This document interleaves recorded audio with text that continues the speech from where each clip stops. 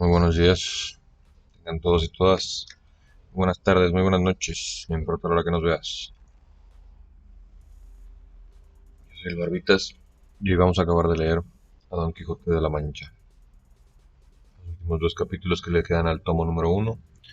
Y después con calma veremos si vale la pena.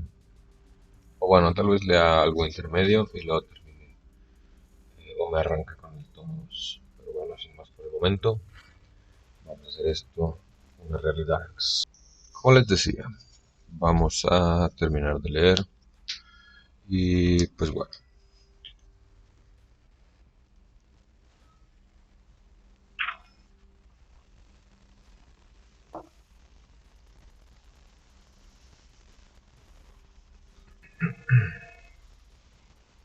capítulo 27. De cómo salieron con su intención el cura y el barbero con otras cosas dignas de que se cuenten en esta grande historia. No le pareció mal al barbero la intención del cura, sino también que luego la pusieron por obra. Pidieronle a la ventera una saya y unas tocas, dejándole en prendas una sotana nueva del cura. El barbero hizo una gran barba de una cola rubia, o roja de buey, donde el ventero tenía colgado el peine. Preguntóles la ventera que para qué pedían aquellas cosas. El cura le contó en breves razones la locura de Don Quijote, y cómo convenía aquel disfraz para sacarle de la montaña donde la sazón estaba. Cayeron luego el ventero y la ventera, aunque el loco era su huésped del bálsamo, y el amo del manteado, escudero, y contaron al cura todo lo que con él les había pasado sin callar, lo que tanto callaba Sancho. En resolución, a ventera vistió el cura, de modo que no había más que ver. Púsole una saya de paño llena de fajas de terciopelo negro con un palmón ancho, todas acuchilladas, y unos corpiños de terciopelo verde, guarnecidos con unos ribetes de raso blanco, que se debieron de hacer ellos, y la saya en tiempo del rey Wamba. No consintió el cura que le tocase, sino púsose en la cabeza un birretillo de lienzo colchado que llevaba para dormir de noche, y ciñóse por la frente una liga de tefetán negro, como si nunca se hubiera vestido de mujer ese padre, y con otra liga hizo un antifaz con que se cubrió muy bien las barbas y el rostro. Encaquetóse su sombrero, que era tan grande que le podía servir de quitasol, y cubriéndose su herreruelo, subió en su mula a mujeriegas, y el barbero a la suya, con su barba que le llegaba a la cintura entre roja y blanca, como aquella que, como se ha dicho, era hecha de cola de un buey barroso. Despidiéronse de todos y de la buena de Maritornes, que prometió de rezar un rosario, aunque pecadora, porque Dios le diese un suceso tan arduo y tan cristiano, negocio como era el que habían emprendido. Mas apenas hubo salido de la venta, cuando le vino al cura un pensamiento, que hacía mal en haberse puesto de aquella manera, por ser cosa indecente que un sacerdote se pusiese así, aunque le fuese mucho en ello. Y diciéndoselo al barbero, le rogó que trocasen trajes, pues era más justo que él fuese la doncella menesterosa, y que él haría su escudero, y que así se profanaba menos su dignidad, y que si no lo quería hacer, determinaba de no pasar adelante, aunque a Don Quijote se le llevara el día. En eso llegó Sancho. Llegar a los dos en aquel traje no pudo tener la risa. En efecto, el barbero vino en todo aquello que el cura quiso, y trocando la invención, el cura le fue informando del modo que había de tener las palabras que debía de decir a Don Quijote, para moverle y forzarle a que con él se viniese, y dejase la querencia del lugar que había escogido para su buena penitencia. El barbero respondió que, sin que se le diese lición, él lo pondría bien en su punto. No quiso vestirse por entonces hasta que estuviesen junto de donde Don Quijote estaba, y así dobló sus vestidos, y el cura acomodó su barba, y siguieron su camino guiándolo Sancho Panza, el cual les fue contando lo que les aconteció con el loco que hallaron en la sierra, encubriendo empero el hallazgo de la maleta de cuanto él en ella venía, que maguer, que tonto, era un poco codicioso del mancebo. Otro día llegaron al lugar donde Sancho había dejado puestas las señales de las ramas, para acertar el lugar donde había dejado a su señor. Y en reconociéndole les dijo como aquella era la entrada, y que si bien se podían vestir, si era que aquello hacía caso para la libertad de su señor, porque ellos le habían dicho antes que el ir de aquella suerte y vestirse de aquel modo era toda la importancia para sacar a su amo de aquella mala vida que había escogido, y que le encargaban mucho que no dijese a su amo quién ellos eran ni que los conocía, y que si le preguntasen cómo se lo había de preguntar, si dio la carta a Dulcinea, dijese que sí, y que, por no saber leer, le había respondido de palabra, diciéndole que le mandaba su pena su desgracia, que luego al momento se viniese a ver con ella, que era cosa que le importaba mucho, porque con esto, con lo que ellos pensaban decirle, tenían por cosa cierta reducirle a mejor vida, y hacer con él que luego se pusiese en camino para ir a ser emperador o monarca, que en todo lo de ser arzobispo no había de qué temer. Todo lo escuchó Sancho, y lo tomó muy bien en la memoria, y les agradeció mucho la intención que tenían de aconsejar a su señor fuese emperador y no arzobispo, porque él tenía para sí que para hacer mercedes a sus escuderos, más podían los emperadores que los arzobispos andantes. También les dijo que sería bien que él fuese adelante a buscarle y a darle la respuesta de su señora, que ya sería ella bastante a sacarle de aquel lugar, sin que ellos se pusieran en tanto trabajo. Parecióles bien lo que Sancho Panza decía, y así determinaron de aguardarle hasta que volviese con las nuevas del hallazgo de su amo. Entróse Sancho por aquellas quebradas de la sierra, dejando los dos en una por donde corría un pequeño y manso arroyo, a quien hacían sombra agradable y fresca otras peñas, y algunos árboles que por ahí estaban. El calor, y el día que allí llegaron era el del mes de agosto, que por aquellas partes suele ser el ardor muy grande. La hora, las 3 de la tarde, todo lo cual hacía el sitio más agradable, y que convidase a que en el que esperaban a la vuelta de Sancho, como lo hicieron. Estando pues los dos ahí sosegados a la sombra, llegó a sus oídos una voz que, sin acompañar la son de algún otro instrumento, dulce y regaladamente sonaba, de que no poco se admiraron, por parecerles que aquel no era el lugar donde pudiese haber quien también cantase, porque, aunque suele decirse que por las selvas y campos se hallan pastores de voces extremadas, más son encarecimientos de poetas que verdades, y más cuando advirtieron que lo que iban a cantar eran versos, no de rústicos ganaderos, sino de discretos cortesanos, y confirmó esta verdad de haber sido los versos que oyeron estos. ¿Y quién menoscaba mis bienes? Desdenes. ¿Y quién aumentaba mis duelos? Los celos. ¿Y quién prueba mi paciencia? Ausencia. De este modo en mi dolencia ningún remedio se alcanza, pues me matan la esperanza, desdenes, celos y ausencia. ¿Quién me causa este dolor? Amor. ¿Y quién mi gloria repugna? Fortuna. ¿Y quién consiente mi duelo? El cielo. De este modo yo recelo morir de este mal extraño, pues se aunan en mi cielo, en mi daño, amor, fortuna y el cielo. ¿Quién mejorará mi suerte? La muerte. Y bien de amor, ¿quién le alcanza? Mudanza. Y sus males, ¿quién los cura? Locura. De este modo no es cordura querer curar la pasión, cuando los remedios son la muerte, la mudanza y la locura. La hora, el tiempo, la soledad, y la voz y la destreza del que cantaba, causó admiración y contento en los oyentes, los cuales se estuvieron quedo esperando si alguna otra cosa oían, pero viendo que duraba algún tanto el silencio, determinaron de salir a buscar al músico, que con tan buena voz cantaba, y queriéndolo poner en efecto, hizo la misma voz que no se moviesen, la cual llegó de nuevo a sus oídos cantando este soneto. Santa amistad, que con ligeras alas, tu apariencia quedando en el suelo, entre benditas almas en el cielo, subiste alegre a las impías alas. Desde allá, cuando quieres, no señalas. La justa paz cubierta con un velo, por quien a veces se trasluce el celo de buenas obras, que a la fin son malas. Deja el cielo, oh amistad, o no permitas que el engaño se vista tu librea, con que destruye la intención sincera, que si tus apariencias no le quitas, presto ha de verse el mundo en la pelea, de la discorde confusión primera. El canto se acabó con un profundo suspiro, y los dos, con atención, volvieron a esperar si más se cantaba. Pero viendo que la música se había vuelto en sollozos y en lastimeros ayes, acordaron de saber quién era el triste tan extremado en la voz como tan doloroso en los gemidos, y no anduvieron mucho cuando, al volver de la punta de una peña, vieron a un hombre del mismo talla y figura que Sancho Panza les había pintado cuando les contó el cuento de Cardenio, el cual hombre, cuando los vio, sin sobresaltarse, estuvo quedo con la cabeza inclinada sobre el pecho,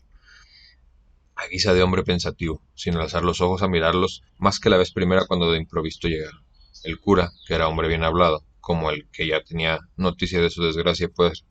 por las señales le había conocido, se llevó a él, y con breves, aunque muy discretas razones, le rogó y persuadió que aquella que era la desdicha mayor de las desdichas, no, y persuadió que aquella tan miserable vida dejase, porque ahí no la perdiese, que era la desdicha mayor de las desdichas. Estaba Cardenio entonces en su entero juicio, libre de aquel furioso accidente que tan a menudo le sacaba de sí mismo, y así, viendo a los dos en traje tan no usado de los que por aquellas soledades andaban, no dejó de admirarse algún tanto, y más cuando oyó que le habían hablado en su negocio, como en cosa sabida, porque las razones que el cura le dijo, así lo dieron a entender, y así respondió de esta manera. Bien veo yo, señores, quien quiera que seáis, que el cielo que tiene cuidado de socorrer a los buenos, y aun a los malos, muchas veces, sin yo merecerlo, me envía, en estos tan remotos y apartados lugares del trato común de las gentes, algunas personas que, poniéndome delante de los ojos con vivas y varias razones cuán sin ella ando en hacer la vida que hago, han procurado sacarme de esta mejor parte, pero como no saben que sé yo que, en saliendo de este año, he de caer en otro mayor, quizá me deben de tener por hombre de flacos discursos, y aún, lo que peor sería, por de ningún juicio, y no sería maravilla que así fuese, porque a mí se me trasluce que la fuerza de la imaginación de mis desgracias, es tan intensa, y puede tanto en mi perdición, que si yo, que, sin que yo pueda ser parte de estorbarlo, vengo a quedar como piedra, falto de todo buen sentido y conocimiento, y vengo a caer en la cuenta de esta verdad, cuando algunos me dicen y muestran señales de las cosas que he hecho, en tanto que aquel terrible accidente me señorea, y no sé más que endolerme en vano, y maldecir sin provecho ni ventura, y dar por disculpa de mis locuras el decir la causa de ellas a cuantos oírla quieren, porque, viendo los cuerdos cuál es la causa, no se maravillarán de los efectos, y si no me dieren remedio, a lo menos no me darán culpa, convirtiéndoseles el enojo de mi desenvoltura en lástima de mis desgracias. Y si es que vosotros, señores, venís con la misma intención que otros han venido, antes que paséis delante en vuestras discretas persuasiones, os ruego que escuchéis el cuento que no le tiene de mis desventuras, porque quizá, después de entendido, ahorraréis el trabajo que tomaréis en consolar un mal que todo consuelo es incapaz. Los dos, que no deseaban otra cosa que saber de su misma boca la causa de su daño, le rogaron se la contase, ofreciéndole de no hacer otra cosa que la que él quisiese en su remedio consuelo. Y con esto, el triste caballero comenzó con su lastimera historia, casi por las mismas palabras y pasos que le había contado a don Quijote, y al cabrero, pocos días atrás, cuando por ocasión del maestro Elisabat y puntualidad de don Quijote en guardar el decoro a la caballería, se quedó el cuento imperfecto, como la historia lo deja contado. Pero ahora quiso la buena suerte que se detuvo el accidente de la locura y le dio lugar de contarlo hasta el fin, y así, llegando al paso del billete que había llegado don Fernando entre el libro de Amadís de Gawa, dijo Cardenio que le tenía bien en la memoria y que decía de esta manera: cada día descubro en vos valores que me obligan y fuerzan a que en más os estime, y así, si quisiera sacarme de esta duda y en ejecutarme en la honra, lo podréis hacer muy bien. Padre, tengo que os conoce y que me quiere bien, el cual, sin forzar mi voluntad, cumplirá la que será justo que vos tengáis, y si es que me estimáis como decís y como yo creo.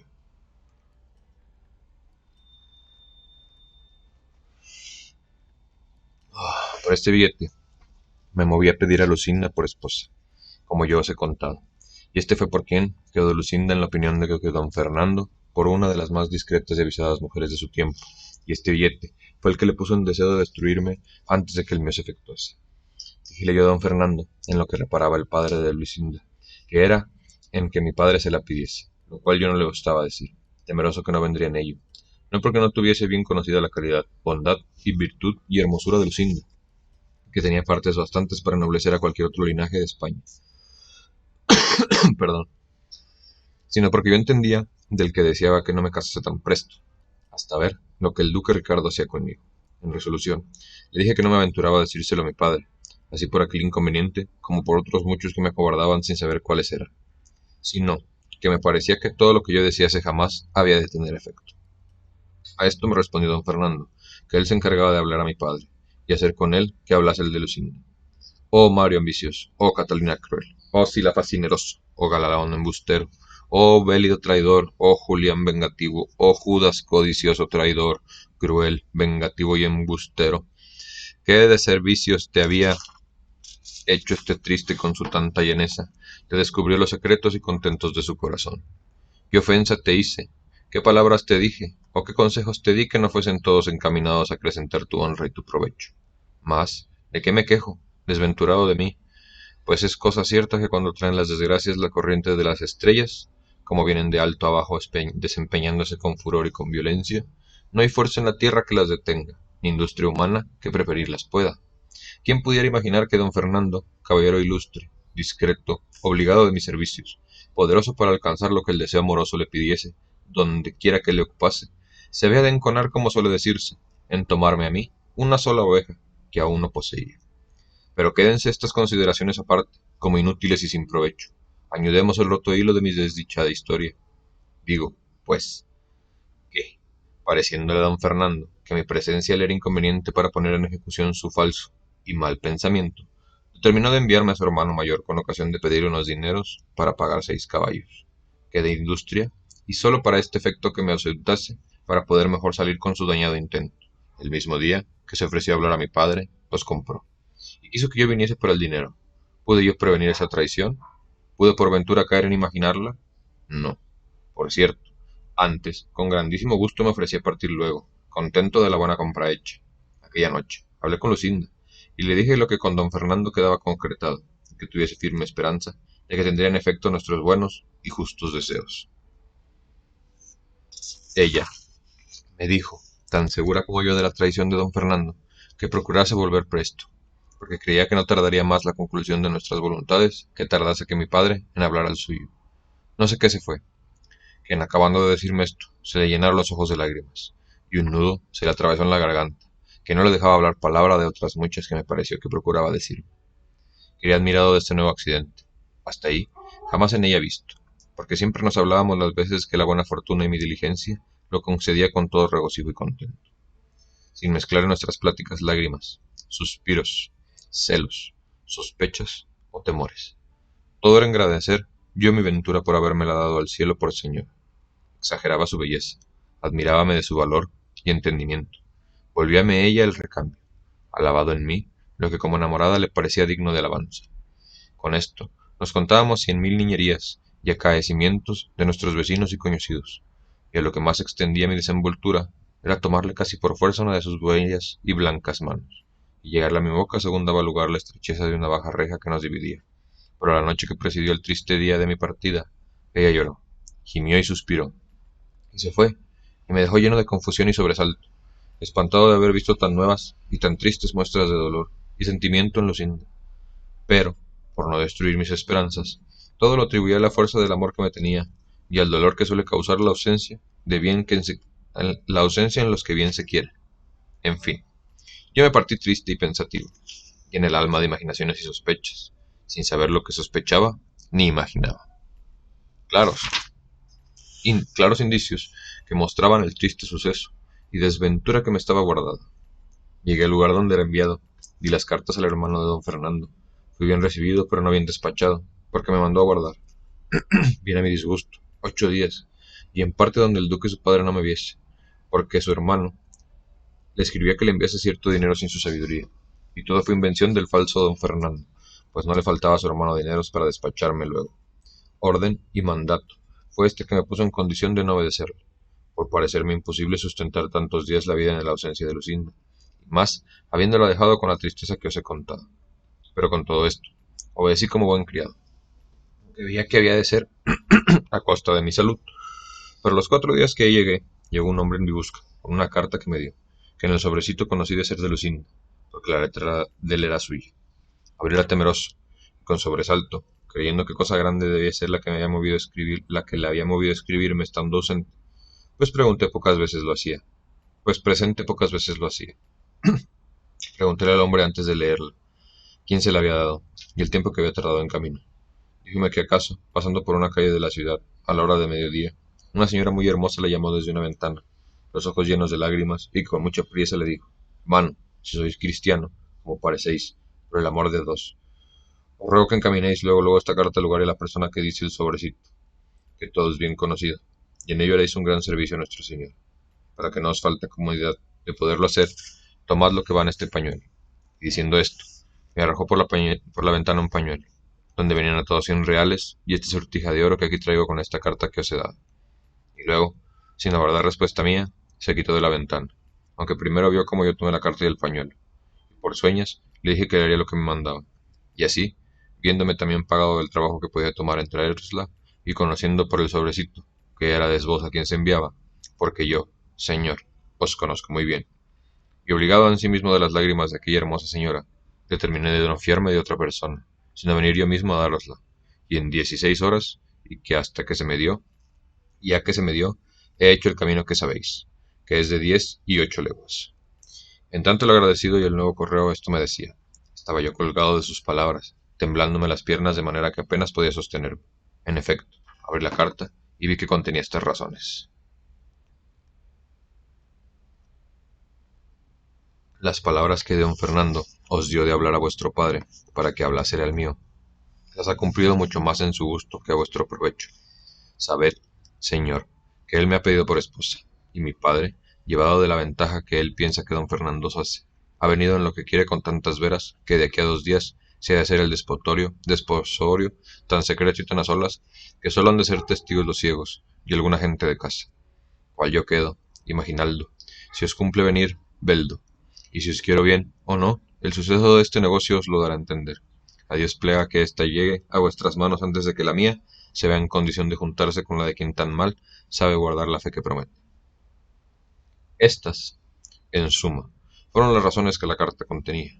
y las que me hicieron poner luego, en camino sin esperar otra respuesta ni otros dineros, que bien claro conocí entonces que no la compra de los caballos, sino la de su gusto, había movido a don Fernando a enviarme a su hermano. El enojo en contra de don Fernando concebí, junto con el temor de perder a la prenda que con tantos años y servicios y deseos tenía granjeada. Me pusieron alas, pues casi como en vuelo otro día me puse en mi lugar en punto y hora con la que venía para ir a hablar a Lucinda. Entré secreto y dejé una mula en la que venía en la casa del buen hombre que me había llevado la carta. Y quiso la suerte que entonces la tuviese tan buena que hallé a Lucinda puesta en la reja, testigo de nuestros amores. Conocióme Lucinda luego y conocíla yo, mas no como debía ella conocerme y yo conocerla. Pero, ¿quién hay en el mundo que se pueda alabar que ha penetrado y sabido el confuso pensamiento y condición mudable de una mujer? Ninguno, por cierto. Digo, pues, que como Lucinda me vio, me dijo: Cardenio, de boda estoy vestida. Ya me están aguardando en la sala de don Fernando el traidor y mi padre el codicioso, con otros testigos que antes lo serán de mi muerte que de mi desposorio. No te turbes, amigo, sino procura hallarte presente de este sacrificio, el cual, si no pudiere ser estorbado de mis razones, una daga llevo escondida que no podrá estorbar mis determinadas fuerzas, dando fin a mi vida y principio a que conozcas la voluntad que te he tenido y tengo. Yo le respondí turbado y apresa, temeroso, no me faltase lugar para responderle: hagan, señora, tus obras, verdades tus palabras, que si tú llevas daga para acreditarte, aquí llevo yo espada para defenderte con ella, o para matarme si la suerte nos fuere contraria. No creo que pudo oír todas estas razones, porque sentí que la llamaban apriesa, porque el desposado aguardaba. Reróse con esto la noche de mi tristeza, y púsoseme el sol de mi alegría. Quedé sin luz en los ojos, y sin discurso en el entendimiento. No acertaba a entrar en su casa, ni podía moverme a parte alguna, pero considerando cuánto importaba mi presencia para lo que suceder pudiese en aquel caso,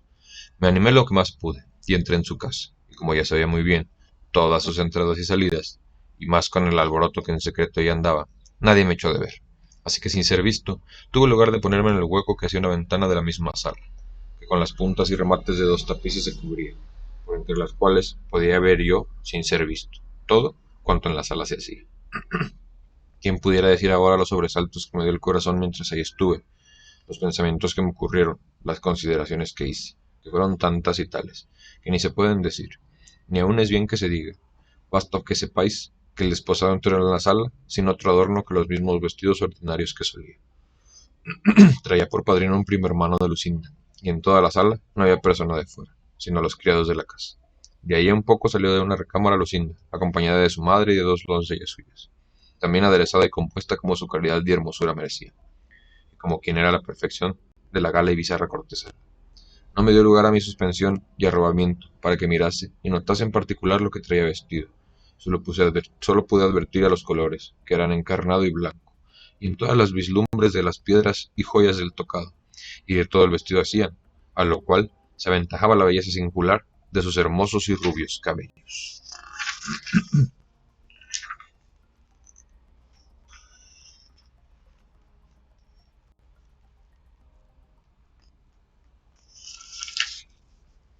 Tales, que en competencia de las preciosas piedras y de las luces de 4 hachas que en la sala estaban,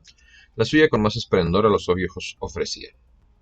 Oh memoria, enemiga mortal de mi descanso, ¿de qué sirve representarme ahora de la incomparable belleza que ella, adorada enemiga mía? ¿No será mejor, cruel memoria, que me acuerdes y representes lo que entonces hizo, para que, movido de tal manifiesto agravio, procure, ya que no la venganza, a lo menos perder la vida? No os canséis, señores, de oír estas expresiones que hago, que no es mi pena de aquellas que puedan y deban contarse sucisamente y de paso, pues cada circunstancia suya me parece a mí que es digna de un largo discurso. A esto le respondió el cura, que no solo se cansaban en oírle, sino que les daba mucho gusto las menudencias que contaba, por ser tales que merecían no pasarse en silencio y la misma atención que lo principal del cuento. Digo pues, perdón, prosiguió Cardenio,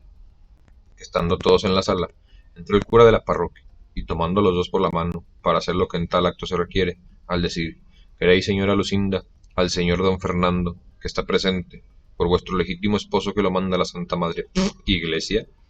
Yo saqué toda la cabeza y encuello de entre los tapices, y, con atentísimos oídos y alma turbada, me puse a escuchar lo que Lucinda respondía,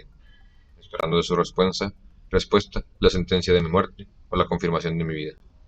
Oh, ¿quién se atrevería a salir entonces, diciendo a voces, ah, Lucinda, Lucinda, mira lo que haces, considera lo que me debes, mira que eres mía, y que si no puede ser de otro, advierte que el decir es tú, sí, y el acabárseme la vida, ha de ser todo a un punto. Ah, traidor don Fernando, robador de mi gloria, muerte de mi vida, ¿qué quieres? ¿Qué pretendes? Considera que no puedes cristianamente llegar al fin con tus deseos, porque Lucinda es mi esposa, y yo soy su marido. Ah, loco de mí, ahora, que estoy ausente y lejos del peligro, digo que había de hacer lo que no hice. Ahora, que dejé de robar mi cara prenda, maldigo al robador, de quien pudiera vengarme si tuviera corazón para ello, como le tengo para quejarme. En fin, pues fui entonces cobarde y necio. No es mucho que muera ahora corrido, arrepentido y loco. Estaba esperando el cura la respuesta de Lucinda, que se detuvo un buen espacio en darlo, y cuando yo pensé que se le sacaba la daga para acreditarse, o desataba la lengua para decir alguna verdad o desengaño, que en mi provecho redundase. Os digo, que dijo con voz desmayada y flaca, si quiero. Y lo mismo dijo don Fernando, y dándole el anillo quedaron en indisoluble mundo legados, en indisoluble nudo ligados. Llegó el desposado a abrazar a su esposa, y ella, poniéndose la mano sobre el corazón, cayó desmayada en los brazos de su madre.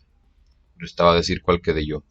viendo, él en sí, que había habido burlas de mis esperanzas, falsas las palabras y promesas de Lucinda,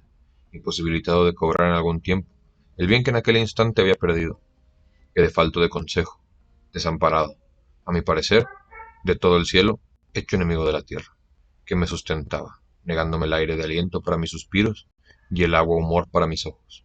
Solo el fuego se acrecentó de manera que todo ardía de rabia y de celos. Alborotáronse todos con el desmayo de Lucinda, y desabrochándose su madre el pecho para que le diese el aire, le descubrió en él un papel cerrado,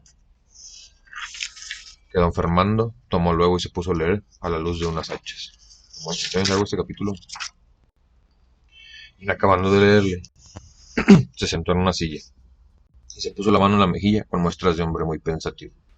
sin acudir a los remedios que su esposa se hacían para que el desmayo volviese. Yo, no alborotada toda la gente de casa, me aventuré a salir. Ahora fuese visto o no, con determinación, que si me viesen, y hacer un desatino tal que todo el mundo viniera a entender la justa indignación de mi pecho, en el castigo del falso don Fernando, y aún en el mudable de la desmayada traidora. Pero mi suerte, que para mayores males, si es posible que los haya, me debe de tener guardado, ordenó que en aquel punto me sobrara el entendimiento que después acá me ha faltado, y así, sin querer tomar venganza de mis mayores enemigos, que por estar tan sin pensamiento mío fuera fácil tomarla, quise tomarla de mi mano y ejecutar en mí la pena que ellos merecían, y aún, quizá, con más rigor del que ellos usarla, si entonces les diera muerte, pues la que se recibe repentina presto acaba la pena, mas la que se dilata con tormento siempre mata, sin acabar la vida. En fin, yo salí de aquella casa, y vine a la de aquel donde había dejado la mula. Hice que me la ensillase sin despedirme de él. Subí en ella y salí de la ciudad, sin osar, como otro lot, volverle el rostro a mi yo.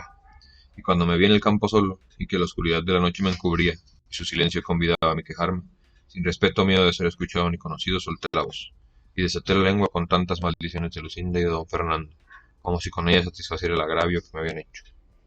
Dile títulos de cruel, de ingrata, de falsa y desagradable, desagradecida, pero sobre todo de codiciosa, pues la riqueza de mi enemigo le había cerrado los ojos de la voluntad para quitármela a mí y entregársela a aquel con quien más liberal y franca la fortuna se había mostrado, y en mitad de la fuga de estas maldiciones y vituperios la desculpaba, diciendo que no era mucho que una doncella recogida de casa, de sus padres, hecha y acostumbrada siempre a obedecerlos, hubiese querido contender con su gusto, pues le daban por esposo un caballero tan principal, tan rico y tan gentil, hombre que no quería recibirle, se podría pensar, o que no tenía juicio, o que en otra parte tenía la voluntad. cosa que redundaba tan en perjurio de su buena opinión y fama. Luego volvía diciendo que, puesto que ella dijera que yo era su esposo, vivieran ellos que no había hecho en escogerme tan mala elección, que no la disculparan, pues antes de ofrecérseles don Fernando, no pudieran ellos mismos acrecentar a desear, si con razón me diesen su deseo, otro mejor que yo para esposo de su hija, y que bien pudiera ella, antes de ponerse en el trance forzoso y último de dar la mano, decir que ya yo le había dado la mía, que yo viniera condescendiera con todo cuanto ella acertara a fingir en este caso. En fin,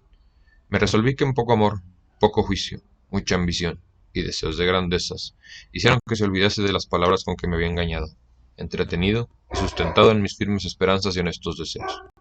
Con estas voces y con esta inquietud caminé lo que quedaba de la noche, y di al amanecer una entrada de estas sierras, por las cuales caminé otros 3 días, sin senda ni camino alguno, hasta que vine a parar a unos prados que, no sé a qué mano de estas montañas caen, y ahí pregunté a unos granjeros que hacia dónde era el más áspero de estas sierras. Dijéronme que hacia esta parte. Luego caminé a ella con la intención de acabar con la vida.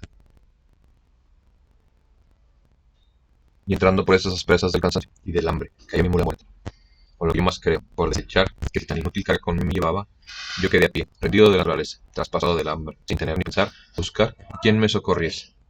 De aquella manera estuve no sé qué tiempo tendido en el suelo, al cabo del cual me levanté sin hambre, y hallé junto a mí unos cabreros, que sin duda debieron ser los que mis necesidades remediaron, porque ellos me dijeron de la manera que me habían hallado, cómo estaba diciendo tantos disparates y desatinos, que daba indicios claros de haber perdido el juicio.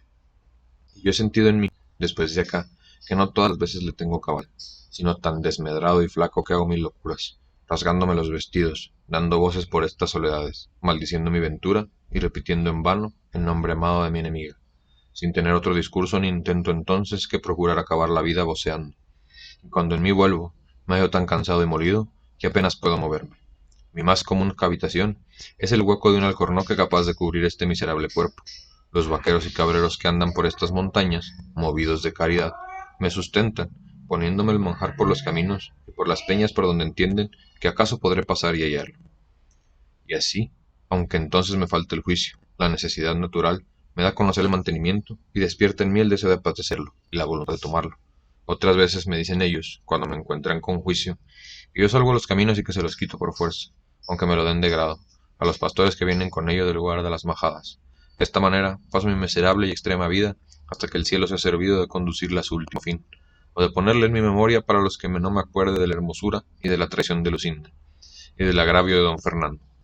que si esto él hace, sin quitarme la vida, yo volveré al mayor discurso de mis pensamientos, donde no hay sino rogarle que absolutamente tenga misericordia de mi alma, que yo no siento en mi valor ni fuerzas para sacar del cuerpo esta estrecheza que por mi gusto he querido ponerle. Esta es, oh señores, la amarga historia de mi desgracia. Decidme si es tal que pueda celebrarse con menos sentimientos que los que me habéis visto, y no os canséis en persuadirme ni aconsejarme lo que de la razón os dijere pudiese ser bueno para mi remedio, porque ha de aprovechar conmigo lo que aprovecha la medicina recetada del famoso médico al enfermo que recibirlo no la quiere. Yo no quiero salud sin Lucinda, y pues ella gusta de ser ajena, siendo, o debiendo ser mía. Guste yo de ser la desventura, pudiendo haber sido de la buena dicha. Ella quiso, con su mudanza, hacer estable mi perdición. Yo querré, con procurar perderme, hacer contenta su voluntad, y ser ejemplo a los porvenir, que a mí solo me faltó lo que a todos los desdichados sobra, a los cuales suele ser consuelo la imposibilidad de tenerle, y en mí es causa de mayores sentimientos y males, porque aún pienso que no se han de acabar con la muerte. Aquí dio fin Cardenio a su larga plática, y tan desdichada como amorosa historia. Y al tiempo que el cura se prevenía para decirle algunas razones de desconsuelo, le sorprendió una voz que llegó a sus oídos, que en lastimados acentos oyeron que decía lo que se dirá en la cuarta parte de esta narración, que en este punto dio fin a la tercera el sabio y atentado historiador Cide Hamete Ben-Geli.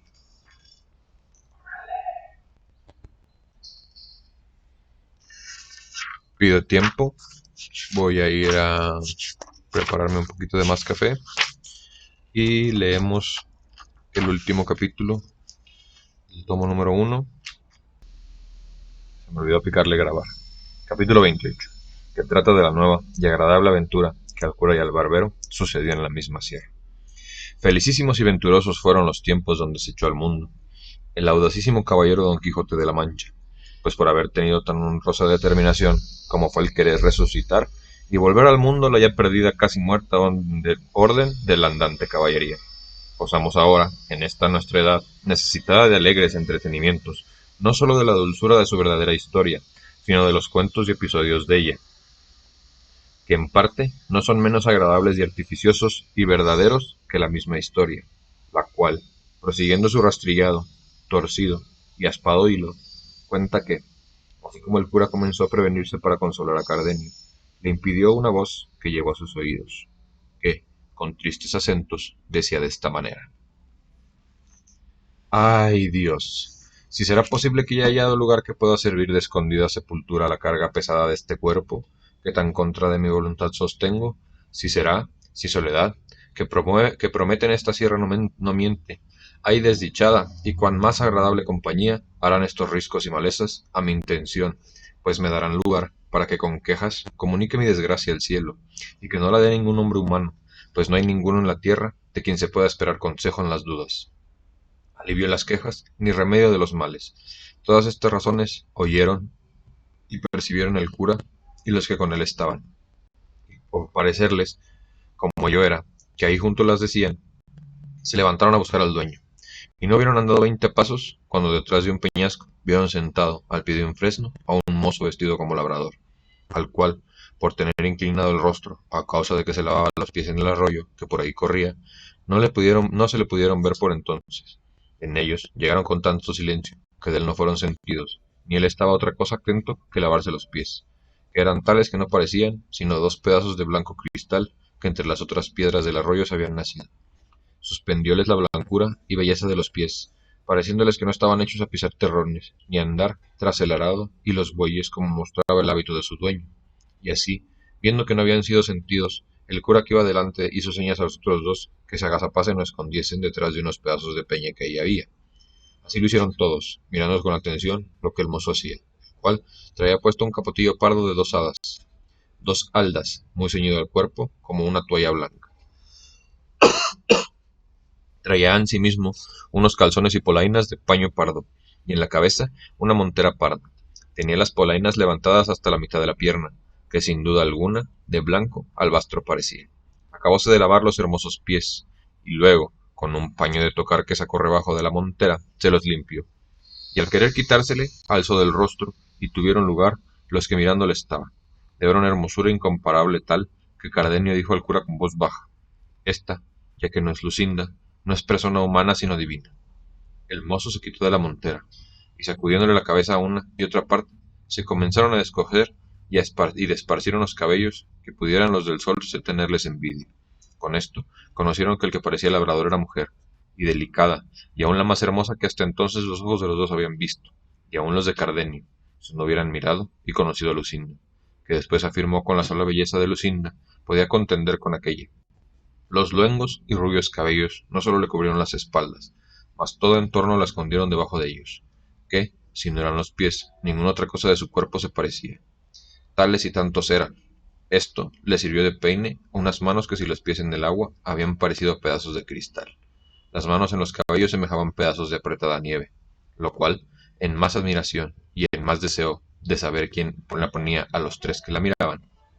de saber quién era, ponía a los tres que la miraban. Por eso, determinaron de mostrarse, y al movimiento que hicieron de ponerse en pie, la hermosa moza alzó la cabeza, y apartándose los cabellos de delante de los ojos, con entrambas manos, miró los que el ruido hacían, y apenas los hubo visto, cuando se levantó en pie, y sin aguardar a calzarse ni recoger los cabellos, asió con mucha fuerza un bulto de ropa que junto a ella tenía, y quiso ponerse en huida llena de turbación y sobresalto. Mas no hubo dado 6 pasos, cuando no pudiendo sufrir los dedicados pies la aspereza de las piedras, dio consigo en el suelo, lo cual, visto por los tres, salieron de ella. El cura fue el primero que le dijo: Deteneos, señora, quien quiera que seáis,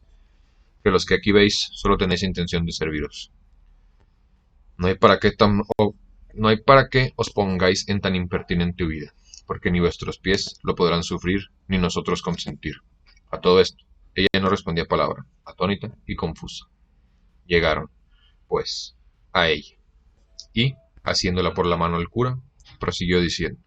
Lo que vuestro traje, señora, nos niega, vuestros cabellos nos descubren. Señales claras que no deben ser de poco momento las causas que han disfrazado vuestra belleza en hábito tan indigno y traídola a tanta soledad como es esta, en cual ha sido ventura en hallarlos, no para dar remedio a vuestros males, a lo menos para darles consejo. Pues ningún mal puede fatigar tanto, ni llegar tan extremo del serlo, mientras no acababa la vida, que de rehuye a no escuchar ni siquiera el consejo que con buena intención se le da al que lo padece. Así que, señora mía, o señor mío, os lo que vos quisieredes ser, perded al sobresalto que vuestra visita ha causado, y contadnos vuestra buena o mala suerte, que nosotros juntos, o en cada uno hallaréis quien nos ayude a sentir vuestras desgracias. En tanto que el cura decía estas razones, estaba la disfrazada moza como embelesada, mirándolos a todos sin mover labio, ni decir palabra alguna. Bien así como rústico aldeano que, de improviso, se le muestran cosas raras y de él jamás vistas. Mas volviendo el cura a decirle otras razones al mismo efecto encaminada, dando ella un profundo suspiro, rompe el silencio y dijo: pues en el que la soledad de estas tierras no ha sido parte para encubrirme, ni la soltura de mis descompuestos cabellos no ha permitido que sea mentirosa mi lengua. En balde sería fingir yo de nuevo, ahora lo que sé. Si se me creyese, sería más por cortesía que por otra razón alguna. Por presupuesto esto, digo, señores, que os agradezco el ofrecimiento que me habéis hecho, el cual me ha puesto en obligación de satisfaceros en todo lo que me habéis pedido,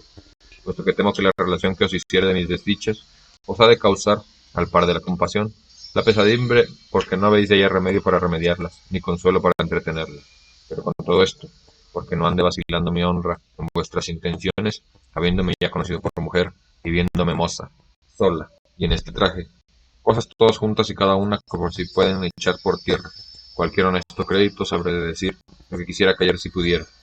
Todo esto dijo sin parar, a que tan hermosa mujer parecía, con tan suelta lengua, con voz tan suave, que no por menos les admiró su discreción que con su hermosura, y tornándole a hacer nuevos ofrecimientos y nuevos ruegos para que lo prometido cumpliese, ella, sin hacerse más del rogar, calzándose con toda honestidad y recogiendo sus cabellos, se acomodó en el asiento de una piedra, y puestos los tres alrededor de ella, haciéndole fuerza por detener algunas lágrimas que a los ojos se le venían, con voz reposada y clara comenzó la historia de su vida de esta manera.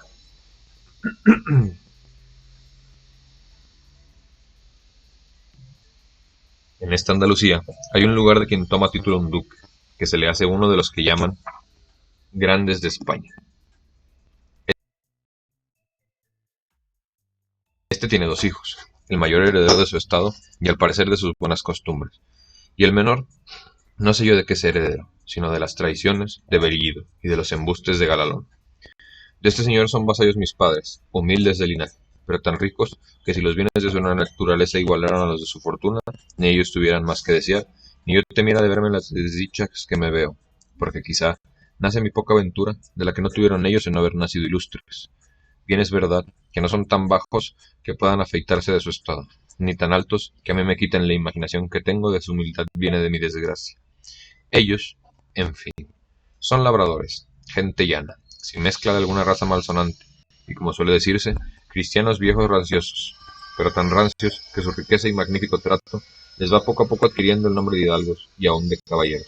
puesto que la mayoría riqueza y nobleza que ellos apreciaba era de tenerme a mí por hijo,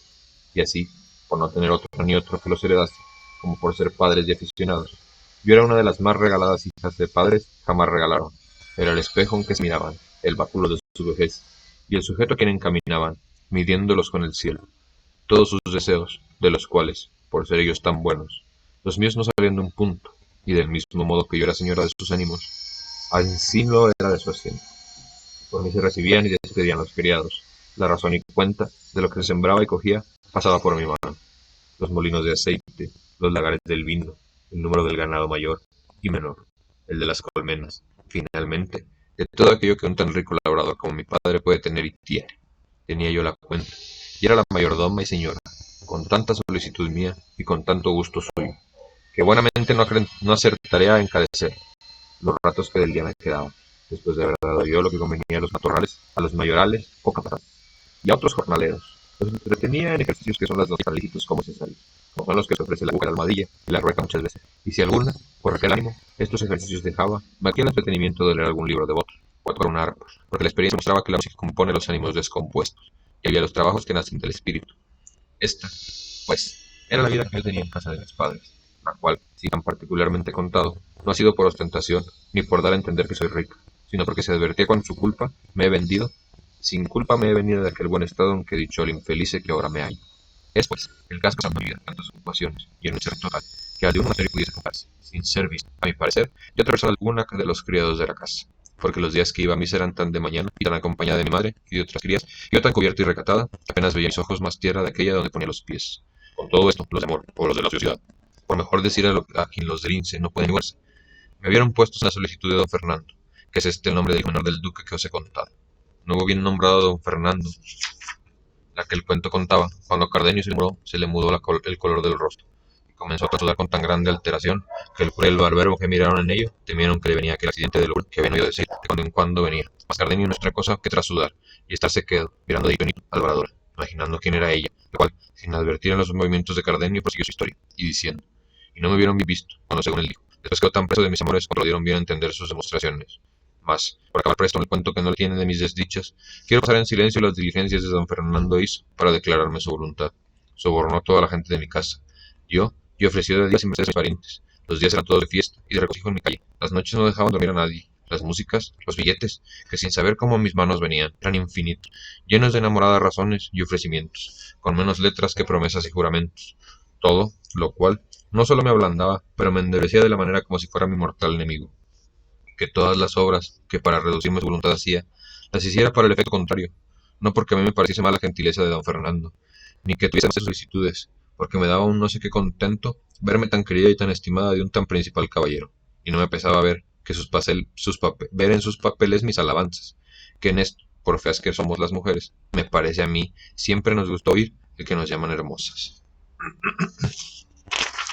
Pero todo esto se ponía en mi honestidad, y los consejos continuos que mis padres me daban, que ya, al descubierto, sabían la voluntad de don Fernando, porque ya a él no se le daba nada que el mundo le supiese. Decían mis padres que en sola mi virtud y bondad dejaban y depositaban su honra y fama, y que considerase la desigualdad que había entre mí y don Fernando, y que por aquí echaría de ver con sus pensamientos, aunque él dijese otra cosa, mas encaminaba a su gusto que mi provecho, y que si yo quisiese poner en alguna manera algún inconveniente por aquel se de su injusta pretensión, que ellos me casarían luego con mi gustas, y así de los más principales de nuestro lugar, como de todos los 5 vecinos, pues todo se podía esperar de su muchacho vecino, y de mi buena fama.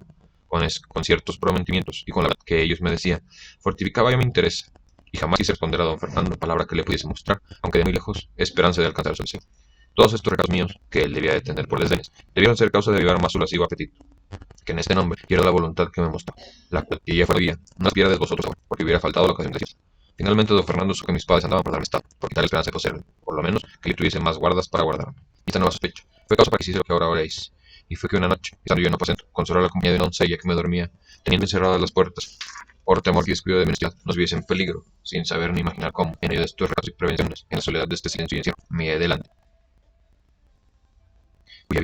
cuya vista me turbó, de manera que me quitó la de mis ojos y me enmudeció la lengua, y así no fui poderosa de darlos, ni aún él creo que me las dejaría dar, porque luego se llegó a mí, y tomándome entre sus brazos, porque yo, como digo, no tuve fuerzas para defenderme según estaba turbada, comenzó a decirme tales razones, que no sé cómo es posible que tenga tanta habilidad la mentira, que la sepa componer de modo que parezcan tan verdaderas, así el traidor que sus lágrimas acreditasen sus palabras, y los suspiros su tensión. Yo, pobrecilla, solo entre los míos, mal ejercitada en casos semejantes, comencé no sé en qué modo a tener por verdades tantas falsedades, pero no de suerte que me moviera compasión, menos que sus buenas lágrimas y suspiros, y así, pasándome aquel sobresalto primero, torné algún tanto a cobrar mis perdidos espíritus, y con más ánimo de que pudiera tener, le dije, si como estoy, si no en tus brazos, estuviera entre los de un león fiero, y el día medio se me asegurara con que hiciera, o dijera cosa que fue en prejuicio de mi honestidad, si fuera posible hacerlo así, ¿cómo es posible dejar de haber sido lo que fue? Así que, si tú tienes ceñido mi cuerpo con tus brazos, yo tengo toda mi alma con mis buenos deseos, que son tan diferentes a los tuyos, como lo verás, si con la fuerza que has pasado adelante en ellos, tú vas allá soy, no soy tu esclavo. No tiene ni debe tener imperio la nobleza de tu sangre, para deshonrar y tener un poco la humildad de la mía. Y tanto me digo yo, villana y labradora, como tú, señor y caballero. Conmigo no han de ser ningún efecto tus fuerzas, ni han de tener valor tus riquezas, ni tus palabras han de poder engañarme, ni tus suspiros y lágrimas engañarme. Si alguna de todas estas cosas que he dicho, quiero yo que mis padres me dieran por esposo, a voluntad se ajustara a la mía, y mi voluntad de ya no saliera. De modo que, como quedara con aunque quedara sin gusto, de grado te entregar todo lo que tú, señor, ahora con tanta fuerza procuras. Todo esto he dicho, porque no es pensar que tire mi alcance cosa alguna que mi legítimo esposo. Si no reparas más que en eso, bellísima Dorotea, que en este es el nombre de esta desdichada. Digo el desleal caballero, ves aquí te doy la mano, sé lo tuyo, y sean testigos de esta verdad, los cielos, a quien ninguna cosa se esconde, y es la imagen de Nuestra Señora que aquí tienes. Cuando Cardenio oyó decir que se llamaba Dorotea, tornó de nuevo sus sobresaltos, y acabó de confirmar por verdad su primera opinión. Pero no quiso interrumpir el cuento, por ver que venía a reparar lo que ella casi sabía. Entonces dijo, ¿qué Dorotea es tu nombre, señora? Otra había de yo decir, el mismo que quizá parejas con tus desdichos. Más adelante que el tiempo vendrá en que digas cosas que te espanten en el mismo grado que te lastimen. Preparó Dorotea las razones de cada niño, y en su extraño y desagrado desastrado traje, luego que si alguna cosa de su hacienda había, se la dijese luego.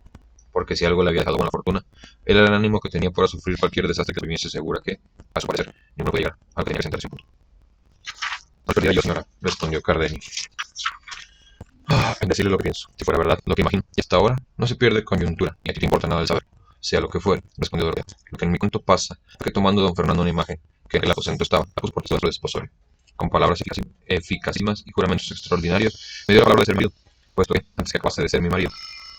puesto que, antes que acabase de decirle, le dijese que me hace bien lo que decía, y que considerase que el enojo de su padre había de resolver de haberle casado con Eliana, la suya, que no le cegase mi hermosura totalera, pues no era bastante para ella, tenía disculpa de su yerno, y si algún bien me quería hacer por el amor que me tenía, pues se dejase de correr mi suerte al igual de lo que de mi calidad quería, porque nunca los festivales casamientos se gozan, ni duran mucho en aquel gusto que se comienza. Todas estas razones que aquí he dicho le dije, y otras muchas que no me acuerdo, pero no fueron parte para que él dejase de seguir su intento. Bien, sí mismo como el que no piensa pagar, y al concretar al concertar de la barata no reparan mi inconveniente. Yo a esta sazón hice un breve discurso conmigo, y me dije a mí mismo, sí, que no seré yo la primera que por vía del matrimonio haya sabido de humilde a grande estado, ni será don Fernando el primero a quien hermosura o ciega afición, que es lo más cierto, haya hecho tomar compañía desigual de su grandeza.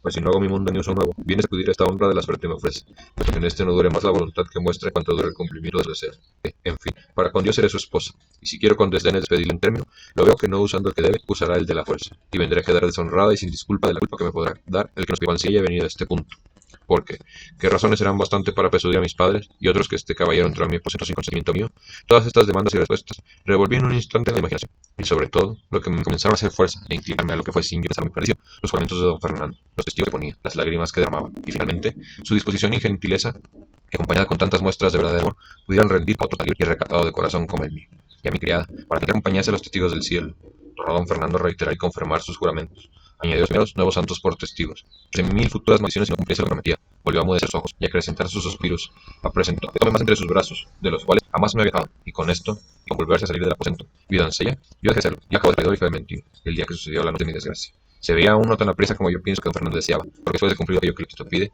el mayor gusto que voy a apartarse de donde le alcanzaron. Digo esto, porque don Fernando dio prisa por partirse de mí, y por industria de mi doncella, que era la misma que ahí le había traído. Antes de que amaneciese, se vio en la calle,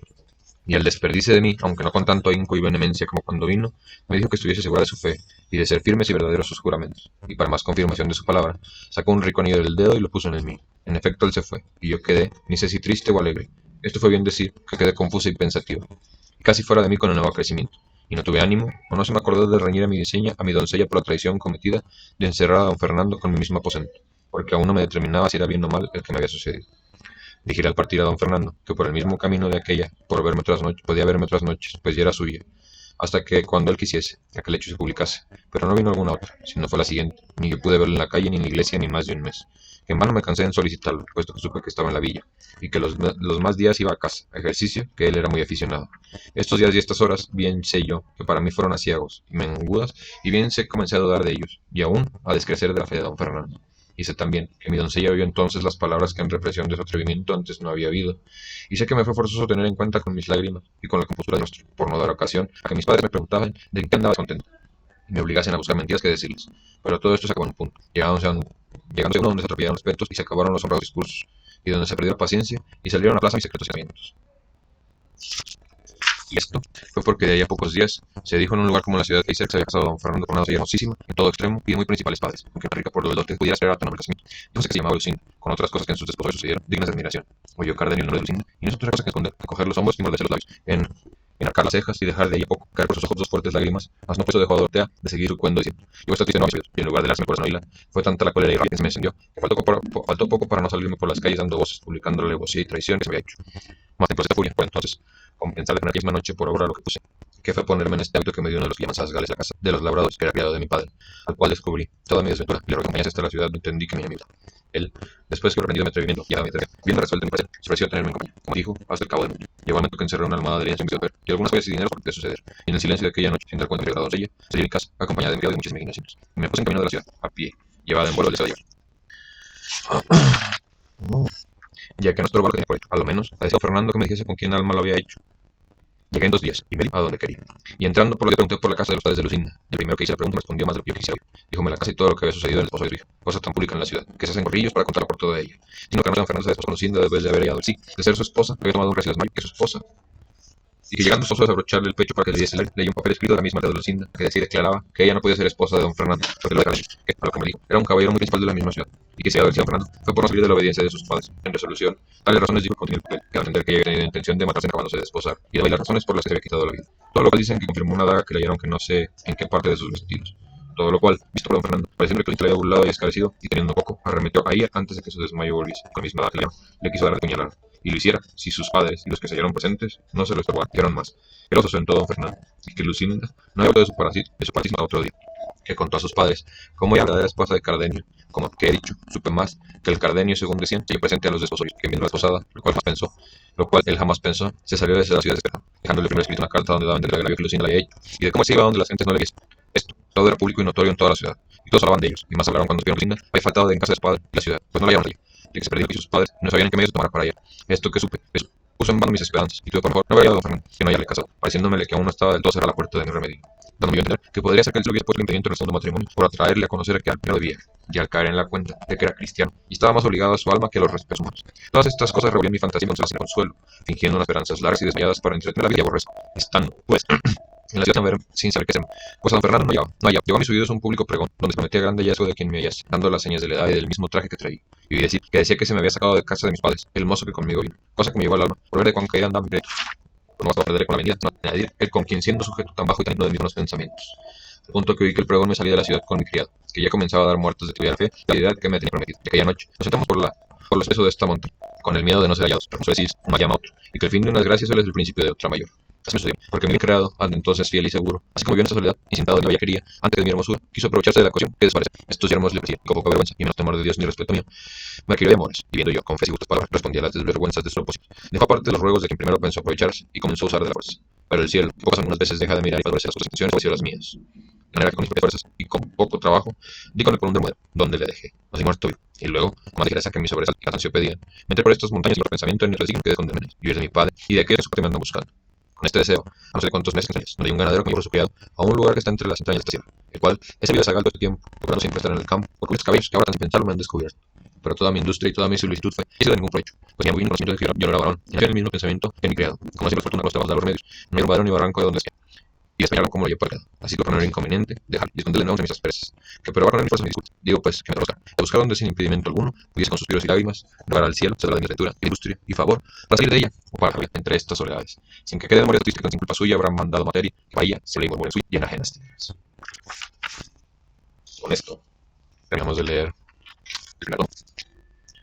de Don Quijote de la Mancha. La cámara está acá. De Don